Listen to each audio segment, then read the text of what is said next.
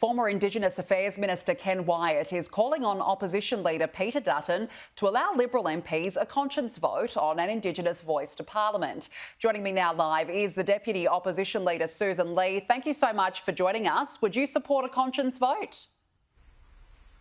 Well, thank you, Danica. It's good to join you and your viewers. These processes will progress through the Liberal Party room. We haven't met since last year, and of course we'll have much to talk about.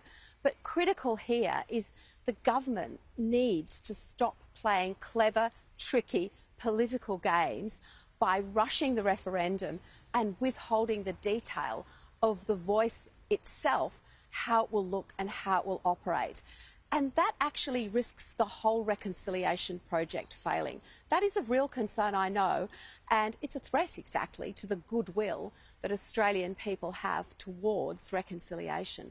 And as Peter Dutton made clear, what we want to see is the lives of Indigenous Australians improve, particularly Indigenous children in remote communities. OK, so if Labor was to release all this information that you are calling for, would you then support it? Well, we have to see the information. Peter Dutton released a list of, I think, 15 questions. They're perfectly reasonable questions. I encourage people to have a look at them. And they're just asking, how will the body operate in practice? How will it lead to practical, meaningful actions? And by the way, we have already said to the government that we will support reasonable actions that improve the real-world outcomes. And the reality that Indigenous children are facing in remote communities is a national tragedy, and it's been talked about and it needs addressing urgently. So while we as a coalition will discuss what we will do, the urgent need right now is for the government to put forward the detail. It is simply missing and it's just not good enough. And as I said, the country, of course, has goodwill towards the reconciliation project and wanting to see the lives of Indigenous children in particular improve. I represent a large part of Western New South Wales and I've seen how tough it is for Indigenous communities. We also want to know, by the way, whether the regional voice that we initiated, that has the voice of regional bodies, how that will be represented on a national body. There is so much that just hasn't been explained. All right, let's move on now. Jane Hume wants the Liberal Party to introduce a fundraising levy forcing MPs to contribute to a new women's network.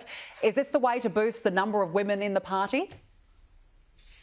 There's many different ways to boost the number of women in the party, and I'm really looking forward to getting back to conversations with the party organisations around the country, with my colleagues, with our Liberal Party members, and to see how we take these important actions forward following Jane's excellent review.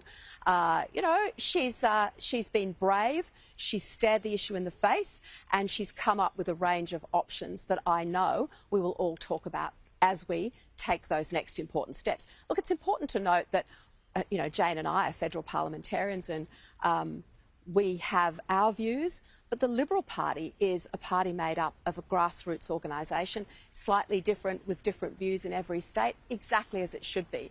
And that diversity of opinion is both its strength, but also it's important to remember we don't do this top down. We don't declare as federal parliamentarians what we think needs to happen. We're also party members. So we'll take these through our state divisions and we will talk about them. But as I said quite some time ago, I do want to see a 50% target for women. That's what the review recommends also. And that's really important. And there's many ways that we can and should be achieving that. All right, just finally, the flooding in WA's Kimberley region, Anthony Albanese is there today. Is the Prime Minister doing the right thing, visiting that region and announcing help?